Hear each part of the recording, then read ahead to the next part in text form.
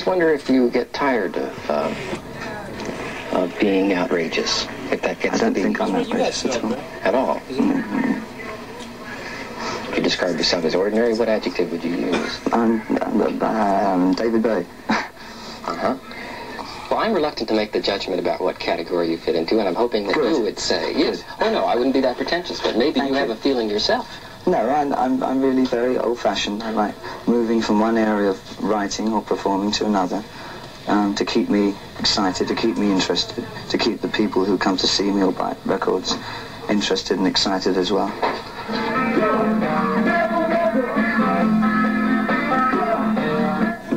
If you didn't understand that, don't feel badly, because I certainly didn't.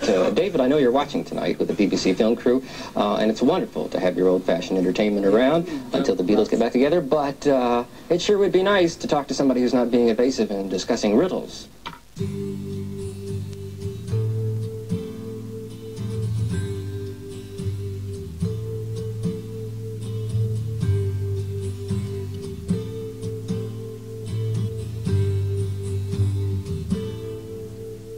I'm closer to the golden dawn, immersed in Crowler's uniform of imagery.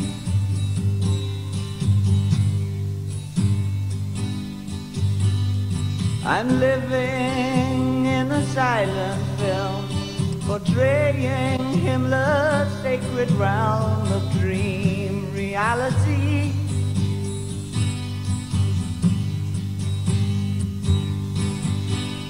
I'm frightened by the total goal, drawing to the ragged hole, and I ain't got the power anymore. No, I ain't got the power anymore.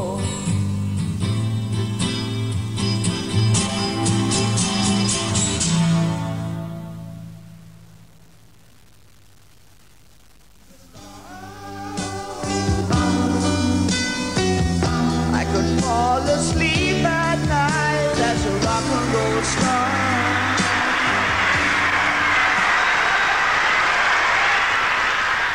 July the 3rd, 1973, the Hammersmith Odeon in London.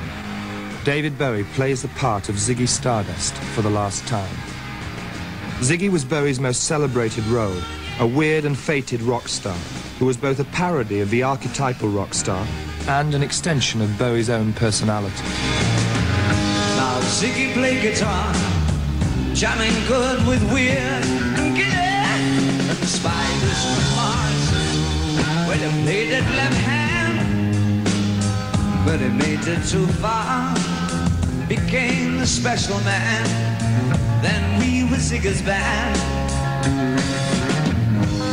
Ziggy really sang, screwed up eyes and screwed down hairdo, like some cat from Japan.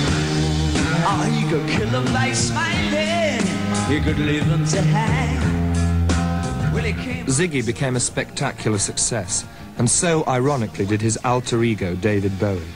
And then at the height of his fame, in the presence of thousands of screaming fans, David Bowie killed him off. Bye-bye, we love you.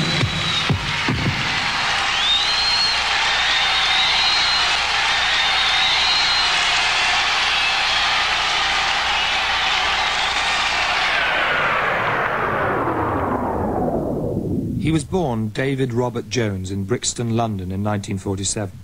At 17 he was Davy Jones, playing saxophone in his own band. He studied mime and decided to combine this with music to create a new and spectacular rock theatre, in which he played characters like Major Tom, Aladdin Sane, and most successful of all, Ziggy Stardust. Somewhere between New York and Hollywood.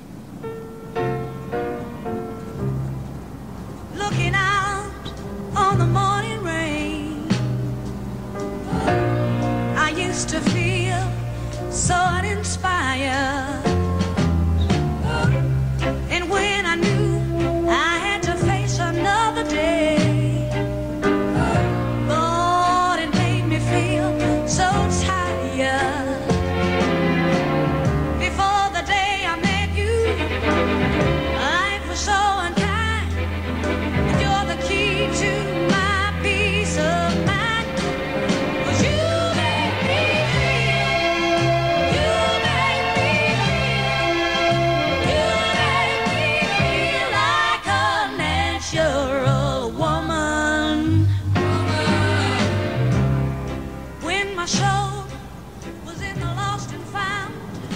Since you've been in America, you seem to have picked up on a lot of the idioms and themes of American music and American culture.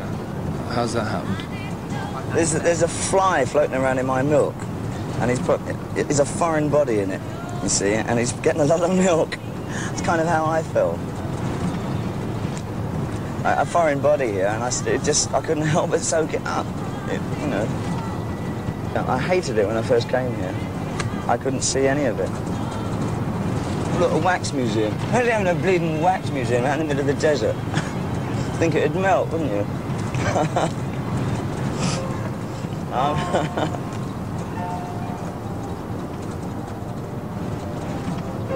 What made all of this important to you? I mean, with your background, why were you intrigued by all of this? It filled a vast expanse of my imagination. I was always pretty imaginative. And the imagination can dry up in wherever you're living in England often. I mean, if there's nothing to keep it going. It just supplied a need in me. America became a mythland for me. I think every kid goes through it eventually, but I just got onto it earlier.